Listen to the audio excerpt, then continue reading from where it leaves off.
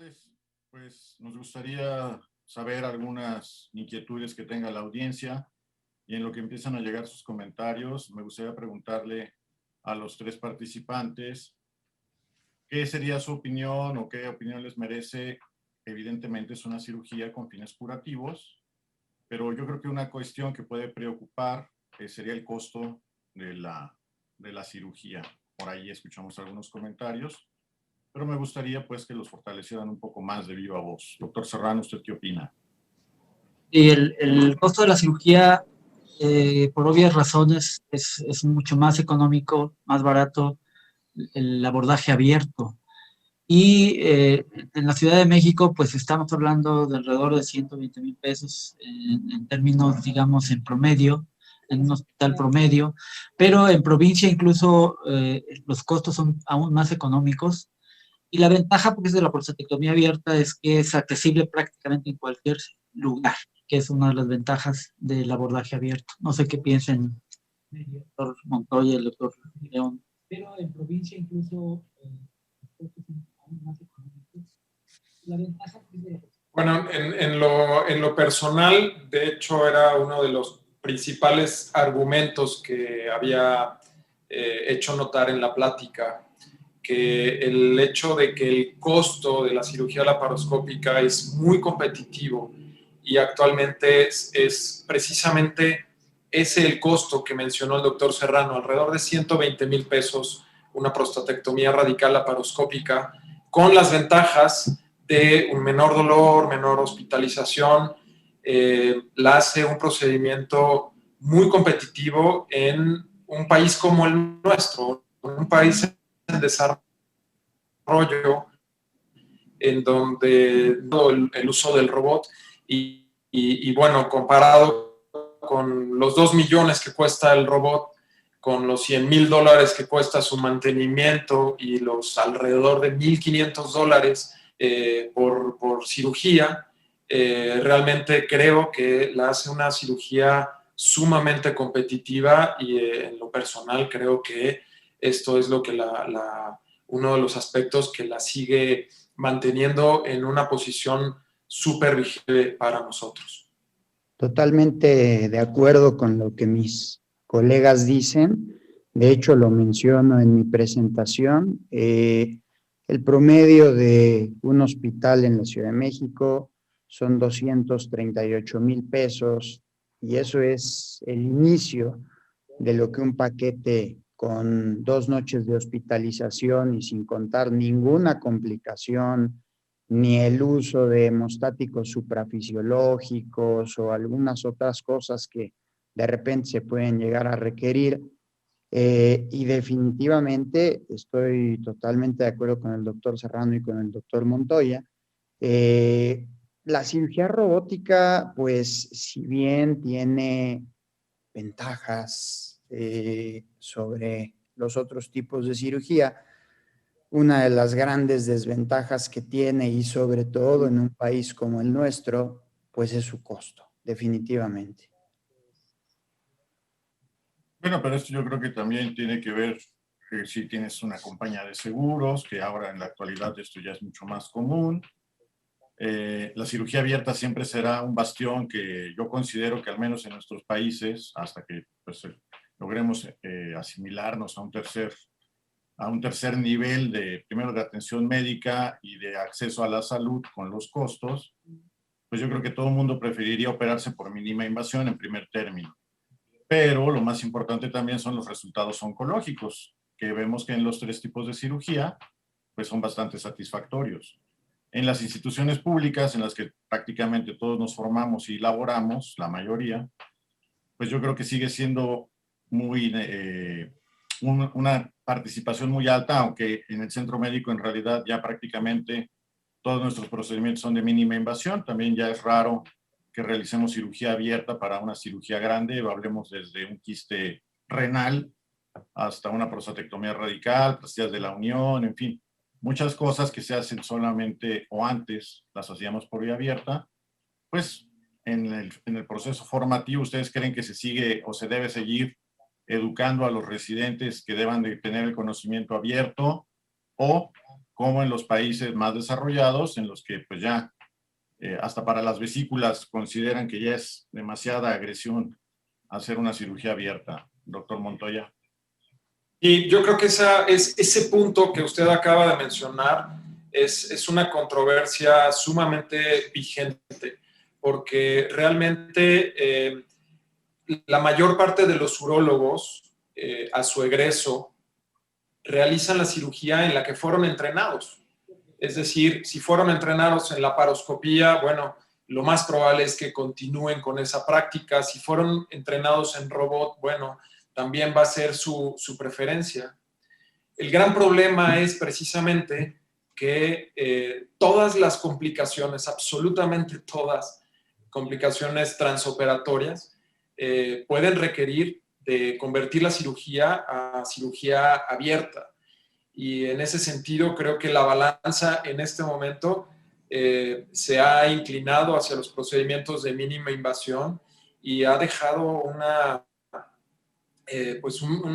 un verdadero rezago en el aprendizaje de las habilidades en cirugía abierta, y esto definitivamente es un problema. Entonces, creo que más adelante vamos a tener que ajustar los programas educativos para procurar que nuestros residentes adquieran la capacidad de realizar cirugía abierta de una manera eficiente, porque definitivamente creo que en este momento hay ese hueco importante y probablemente, como alguna vez comentamos, es posible que después los cursos de alta especialidad sean más bien en cirugía abierta, ¿no? Donde hace falta definitivamente un complemento. Doctor León, perdón. No, que el doctor Serrano dé su... Sí, es cierto que la cirugía de mínima invasión ha ganado mucho terreno. Sin embargo, en nuestro país, en nuestra realidad, el costo de oportunidad es muy importante. Es cierto que muchos pacientes que están en provincia donde no tienen ni laparoscopía y mucho menos robótica, tendrán que trasladarse al lugar donde existan estos recursos para llevar a cabo el procedimiento. Mientras que la cirugía abierta todavía es un procedimiento que se puede hacer en comunidades donde no existen los recursos. Y ese costo de oportunidad es adicional a lo que ya la cirugía per se abierta es más económica que la cirugía de mínima invasión.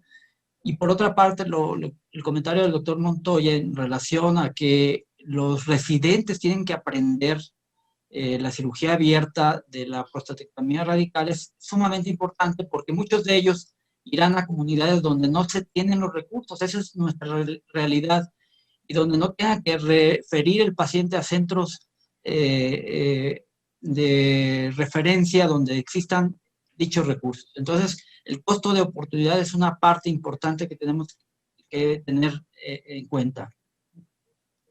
Ok, doctor León. Justamente es lo que acaba de decir el doctor Serrano y lo que dijo el doctor Montoya sobre qué pasa con nuestros residentes. Ya una vez en uno de los congresos, no me acuerdo si fue el pasado o el antepasado, el doctor Patricio Gargollo, que es urólogo pediatra y que tiene mucha experiencia con el Da Vinci en niños, tuve la fortuna de estar con él en el Children's Medical Center en Dallas, y él justamente lo que decía era que a pesar de que pues tenemos esta enorme carga publicitaria que dice que todo se debe hacer con el Da Vinci y que dice que pues la laparoscopía debería irse como diluyendo de algún modo y nos deberíamos ir hacia el otro lado, pues él lo que comentaba era que justamente en México, en muchos lugares, y no solo en la Ciudad de México, en la mayoría de los estados de la República hay gente sumamente competitiva en cuestión de cirugía laparoscópica y que están haciendo cosas laparoscópicas que realmente no tienen ninguna diferencia en ningún aspecto con lo que se hace con el Da Vinci. Y entonces, cuando hablamos de costos, usted tiene razón, doctor. Efectivamente, las aseguradoras poco a poco pues han ido cubriendo el costo del robot. Sin embargo, en muchos de los casos sí es interesante porque vamos a hablar de un grupo en particular, el Ángeles, el grupo Ángeles tiene ya más de 8 o 10 robots en toda la República y a pesar de eso, sus dos únicos programas que están dando resultados, digamos, de gran volumen son el del Ángeles Pedregal y el Ángeles Lomas, a pesar de que se pusieron robots pues en otros lugares aparentemente que iban a tener una buena respuesta. Entonces, lo que el doctor Serrano dice, pues son pacientes que se tienen que trasladar a la Ciudad de México.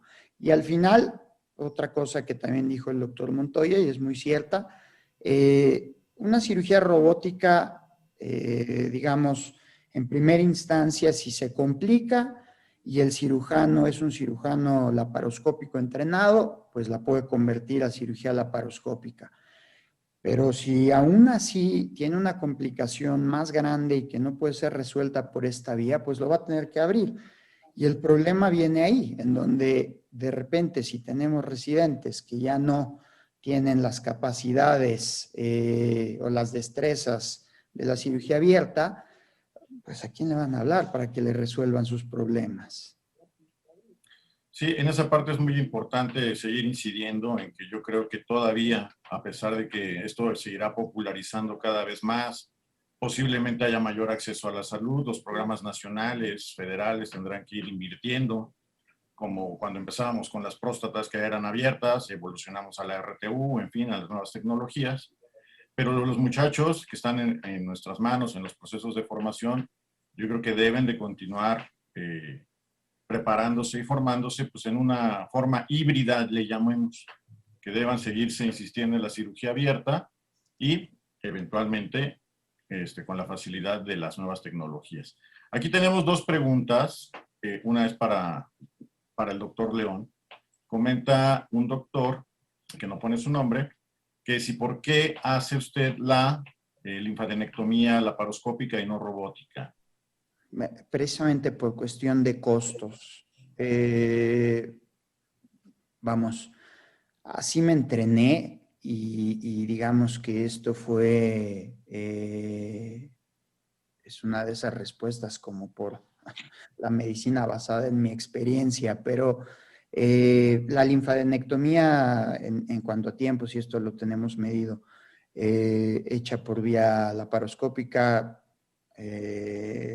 hablando de una linfadenectomía estándar, ya no me voy a meter en temas más complejos como que si la extendida o la estándar, ya lo decían también por ahí que hay un artículo recién publicado sobre esto, pero una linfadenectomía estándar hecha por vía laparoscópica no toma más de 15 minutos, 20 minutos. Y la verdad es que con el robot, por lo menos en la experiencia que yo tengo, me toma más tiempo. Entonces, hacer la laparoscópica, el manejo de los vasos, el tema de el asistente y la experiencia de mis asistentes, vamos, no me da la confianza todavía como para dejar que manipulen, a pesar de que pues en los fellowships es la parte que más se les deja hacer a los fellows. A mí me parece un punto muy importante donde puede haber un daño pues catastrófico, ¿no? Ok. La otra pregunta es si tienen experiencia en el robot Versus. No, yo no la tengo. Doctor Montoya. No, tampoco. No, pues yo menos. Bueno, ya para finalizar, pues me gustaría que nos dieran sus comentarios de todos estos procesos, que evidentemente no es fácil aprender laparoscopía, porque pues evidentemente muchos de ustedes tuvieron que hacer la búsqueda de conseguir un hospital, la sede, en fin. ¿Creen que en la actualidad la curva de aprendizaje, antes se decía que eran 20 procedimientos para aprender a hacer una cirugía laparoscópica? Y bueno, no sé qué experiencia nos pudieran decir de ahora que ustedes ya son profesores y formadores de residentes, tanto de la vía laparoscópica, cuántas considera Montoya que pudieran necesitar un fellow, e igualmente el doctor León que nos dijera cuántas cree que necesitaría un residente fellow, que pues o es residente de 5º año o ya es posgraduado, para hacer una prostatectomía laparoscópica con asistencia robótica. Y maestro, doctor Serrano, ¿usted cuántas cree que necesita un residente para hacerla abierta? Porque todavía hay gente que termina y no se siente confiado quizá de hacer una cirugía que aparentemente es del arsenal de todos, pero cuando lo vemos en la realidad, pues es una cirugía que requiere de ciertas destrezas, como bien lo dijo usted al principio, y que pues desafortunadamente cuando hay complicaciones, pues no son nada más transoperatorias, sino son durante la evolución, a pesar de que las complicaciones como la erección o la continencia ya la vemos en muy poca cantidad, pues ustedes qué considerarían como un número mágico que alguien que fuera alumno pudiera decir, bueno, ya me la puedo aventar yo solito, antes de que llegue mi adscrito. Doctor Serrano. Creo que tiene su micrófono cerrado, doctor. En la parte de la prostatectomía abierta, hay que reconocer que muchos urólogos residentes en urología simplemente no les interesa, y uno lo puede ver. Se requiere pasión porque es un procedimiento difícil, o sea, y riesgoso, sobre todo no solo por las implicaciones de los resultados oncológicos, sino de los resultados de seguridad de la cirugía. Entonces, en la experiencia que tengo a través de muchos años de ser profesor en el hospital, he podido ver generaciones de residentes que a la mayoría no les interesa hacer la cirugía. Y los pocos que les interesa tienen la pasión por hacerlo. Y cuando se tiene la pasión, quizá el número de procedimientos que se requieren, esto con gente ya experta en el área, porque todavía seguimos viendo a cirujanos que siguen cometiendo errores muy básicos y que ponen en riesgo la seguridad de la cirugía. Entonces, no solo requiere pasión, se requiere estar con un cirujano con experiencia y yo creo que si se cumplen estos dos requisitos, quizá 20 procedimientos sería, digamos, el número mágico, pero es muy difícil, ¿no? No sé si hay estudios al respecto en cirugía abierta, los hay en cirugía laparoscópica, en cirugía robótica, pero en cirugía abierta creo que la curva de aprendizaje es un poquito más larga, pues porque no se tiene toda la visibilidad que se tiene con la cirugía laparoscópica o robótica. Entonces, ese sería mi comentario. Doctor Montoya. Sí, yo coincido con el doctor Serrano de que esto es una cuestión en la que se deben de conjuntar un gran interés por parte de los residentes y un programa de enseñanza. Respecto a la curva de aprendizaje en cirugía laparoscópica, la verdad es que yo todavía no la termino. Después de más de 15 años de estar haciendo esta cirugía, seguimos viendo cómo mejorarla, pero yo me sentí mucho más cómodo después de los 30 casos aproximadamente. Y los artículos en general hablan mínimo de 20 y hay muchos trabajos que hablan incluso de 100 prostatectomías laparoscópicas, que realmente superan por mucho la cantidad de prostatectomías que la mayoría de los urólogos llegamos a hacer en ocasiones. O sea, es difícil y es cuestión de dedicarle el interés a este procedimiento. Sí, es lo que el doctor Serrano y el doctor Montoya acaban de decir, es una realidad. Incluso a pesar de los artículos y lo que diga la literatura, lo vemos todos los días con nuestros residentes, pues hay gente a la que simplemente no le interesa esto, hay gente a la que tiene otros intereses, vamos, esto es bastante válido, le puede gustar la andrología, le puede gustar la urodinamia, le puede gustar lo que sea. Un residente que verdaderamente tenga la pasión, porque ese es el término creo que más apropiado, como lo acaba de decir el doctor Serrano, por la cirugía en urología,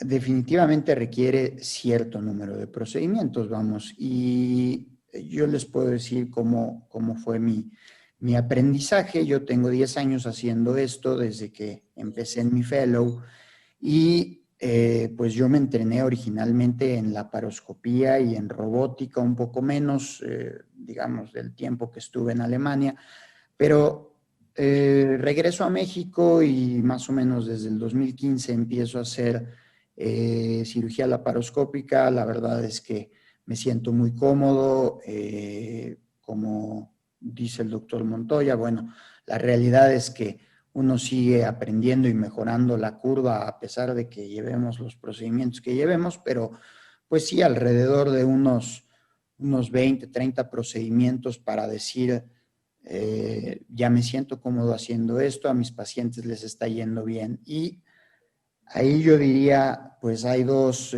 caminos en cuanto a la cirugía robótica, y esto es otra cuestión publicitaria que se menciona mucho, que un urólogo no necesita hacer cirugía laparoscópica para hacer cirugía robótica. Un urólogo puede formarse en urología robótica sin saber laparoscopía. Yo no estoy de acuerdo con esto. Y bueno, si es que se puede, creo que va a ser un urólogo con menos capacidades o con menos, una habilidad menor que la que tiene el urólogo que aprendió laparoscopía y después empieza a hacer cirugía robótica. Definitivamente, cuando yo empiezo a hacer cirugía robótica en el 2017, incluso me siento incómodo al principio, no tenía la misma confianza y la misma tranquilidad que tenía cuando hacía mis casos laparoscópicos. Y bueno, probablemente después igualmente de unos 20 o 30 casos, también ya se tiene esta capacidad, pero vamos, quiero hacer esta mención de que hice laparoscopía, después hice robótica. Si alguien quisiera empezar de residente a cirujano robótico, a cirujano de consola, pues sí, la verdad es que los números pues van de 50 a 100 casos, y esto además se tiene que mantener, tiene que ser un tema que se tiene que hacer anualmente. No es que uno hace 50 casos y ya va a ser bueno para toda la vida. Eso no es así, y lo que dice el doctor Montoya es muy cierto. La mayoría de los urólogos en nuestro país, pues estos números, a menos que uno esté en un centro de tercer nivel, pues es difícil que los alcance. Ya otra pregunta que nada más es de crítica personal. ¿Ustedes creen que verdaderamente para ser certificado en cuestiones de cirugía, vamos a llamarle robótica, siempre será necesaria la presencia de un prosector? Es que, miren, yo no sé desde qué punto de vista se ha separado tanto la robótica de la laparoscópica. La cirugía robótica es una cirugía laparoscópica y tiene ventajas y desventajas. Entonces, esto de alguna manera es la primera ocasión en que la publicidad de un procedimiento médico ha sido dirigida directamente a los pacientes. Y nosotros hemos actuado para satisfacer esa necesidad que tienen muchos de nuestros pacientes. Y entonces nos hemos tenido que adaptar a los pasos que nos establece el vendedor. Y en eso creo que hay pues muchas cuestiones que son muy relativas, ¿no? Yo pienso que sí, al principio, en pocos procedimientos, Es útil tener a alguien que nos pueda resolver cualquier duda, pero definitivamente creo que por primera vez dejamos que alguien nos señale un camino pues que es de nosotros recorrer, ¿no? Creo que eso es extraordinariamente variable, sin embargo, pues nos encerraron, nos encasillaron y no hemos tenido ninguna opción. Sí, en este sentido, vamos, la presencia del proctor en los dos primeros casos de los urólogos que se forman después de la residencia o que no tuvieron un fellow, porque ese es el otro camino. Si un urólogo tuvo un fellow robótico, ya no le piden el tema de tener al proctor en los dos primeros casos. Por el otro lado, bueno, es una realidad que esto pues tiene más fines publicitarios y vamos, seamos realistas y esto se lo preguntaría al doctor Serrano, que me queda claro que es uno de los urólogos que más prostatectomías abiertas lleva en este país. Si él, por ver a un urólogo que se entrena y que tiene un entrenamiento, vamos, de 6, 8 semanas, 9 semanas, y lo ve haciendo 2 casos, ya puede decirle, bueno, pues vas, aviéntate al ruedo y opera todo lo que quieras. O sea, creo que es un poco absurdo. ¿Usted qué dice, doctor? Bueno, sí. No, pero además cobrar lo que cobra. Es lo otro. Cobrarle Sí, a otro urólogo también. O sea, eso nunca lo habíamos visto. definitivamente y más para mis estándares, pues soy un poquito quisquilloso en eso. Seguramente que no. 2 procedimientos es imposible que pueda adquirir las habilidades. Y si te enfrentas también con gente que no tiene suficientes habilidades quirúrgicas, que es común también. Gente que tú lo ves operar y tú dices, sí sabe hacer las cosas, sí tiene habilidades para adquirir rápidamente las que se requieren para un procedimiento de prostatectomía radical, ¿no? Pero sí, como bien dice Rodrigo, es muy difícil con 2 procedimientos decir que alguien ya tiene las habilidades que se requieren, ¿no? Porque el conocimiento de la pelvis es lo más importante. Quiero decir que yo empecé a ayudar a la prostatectomía radical en 1989, al doctor Raúl Martínez Sánchez, pero en ese tiempo Patrick Walsh no había descrito la anatomía como ahora la conocemos. No se conocía bien. Y el hecho de haber ayudado al doctor Martínez Sánchez, que fue el que me enseñó mucho, que eran cirugías de 4 horas, el cuello de la vejiga se lo llevaban, quedaba pegados ahí a los meatos sublaterales, se ponían 2 o 3 puntos de la anastomosis, los pacientes echaban orinas 20 días, en fin, se hacían cosas que ahora ni siquiera por aquí nos pasan, pero lo que aprendí ahí es a conocer la pelvis. Y eso es lo que tiene que hacer alguien que opera prostatectomía radical. Debe conocer perfectamente la pelvis, la anatomía pélvica. Y eso requiere más tiempo, ¿no? Dos procedimientos es imposible. Sí, así ya iba el comentario de la crítica, ¿no? De que, pues evidentemente como médicos sí tendríamos que ver esa parte de no nada más con fines publicitarios irnos acotando a lo que nos van diciendo, sino debería ser totalmente al revés, porque si el cirujano decide no utilizar cierta tecnología, bueno, pues ya ahí pues aunque la empresa nos ponga todo en charola, pues los que decidimos debemos ser nosotros. Pues no sé si quieran dar algún comentario final. La verdad, en lo personal les agradezco muchísimo su gran disposición, mi maestro Serrano, el doctor Guillermo Montoya y el doctor Rodrigo León, excelentísimos egresados del Centro Médico Nacional. Pues el comentario final, doctor Serrano, que nos quisiera decir algunas palabras o algún comentario, una recomendación. Yo agradezco mucho la invitación que me hicieron como ex egresado del, mejor dicho, egresado del Centro Médico Nacional, que fue un honor para mí haber estado ahí en todos los ámbitos. Y pues simplemente decir que la prostatectomía radical abierta es una de las cirugías que más me gustan, que es mi pasión y seguir avanzando. Uno, como bien decía, no termina uno de avanzar, cada vez uno trata de perfeccionar las habilidades que hemos adquirido a través del tiempo y que esto no se acaba, esto tiene que seguir mejorando cada vez. Doctor Montoya.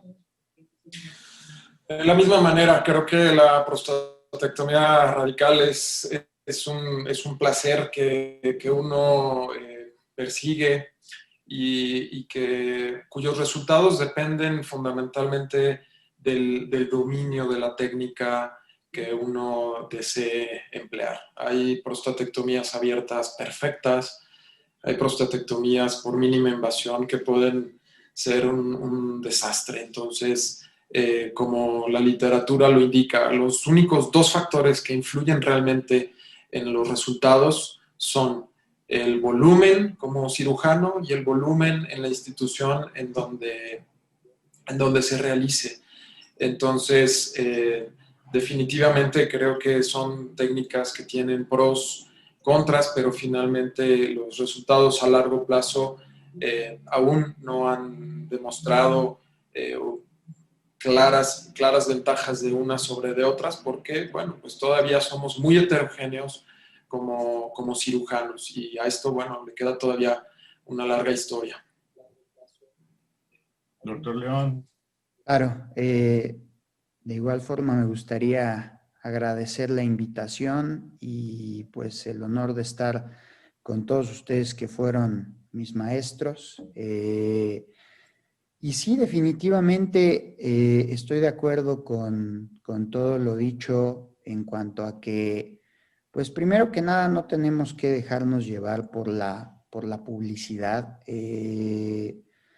Francamente, esto es algo que se dice siempre, uno tiene que hacer lo que sabe hacer y en lo que es mejor. Uno no debería hacer cosas como cirugía robótica o cirugía laparoscópica si realmente no tiene las habilidades o el conocimiento y en cambio es alguien que es muy bueno en cirugía abierta. O sea, no tendríamos por qué hacer esto. Ya lo dijo el doctor Montoya, aquí pues esta publicidad, que esto es algo que en México no se veía, así es normalmente en Estados Unidos, pues la publicidad de los medicamentos y de los procedimientos va dirigida a los pacientes, no a los médicos. Entonces, ahora es el paciente el que llega y pide las cosas, muchas veces sin entender ni siquiera, vamos, de qué se trata o las ventajas, las desventajas, los pros, los contras. Y claro, por supuesto que esto, la mínima invasión es el futuro de la cirugía. Eso creo que es una realidad y creo que eventualmente pues todo va a ser mínima invasión. Y de ahí, bueno, pues como también ya se ha comentado, el haber abierto las patentes muchas de las patentes de Intuitive, pues va a este término que ahora se usa mucho, a democratizar el uso de la cirugía robótica y va a permitirles a otras empresas el diseño de robots probablemente más económicos que el Da Vinci, y esto pues efectivamente a la larga puede darnos pues una mejor, sobre todo en países en vías de desarrollo como el nuestro, nos podrá dar un acceso mayor a este tipo de tecnologías y entonces pues finalmente podremos ver, porque la realidad es que hasta la fecha sale un estudio que dice que es mejor y después sale otro estudio que dice que es igual y después sale otro estudio que dice que es hasta peor. Entonces, no podemos todavía, no tenemos el tiempo suficiente. la única técnica que ha pasado la prueba del tiempo y que, bueno, ya sabemos perfectamente sus resultados y todo, es la cirugía abierta. Ni la laparoscopía ni la robótica han pasado esta prueba. Entonces, hasta que no lleguemos a ese punto, pues no podremos hacer comentarios, digamos, pues, más enfocados a esto. Pues muy bien, pues no me resta nada más que agradecerles nuevamente su participación y pues nos vemos en la próxima. Muchísimas gracias. Gracias. Gracias, saludos. Hasta luego. Hasta luego.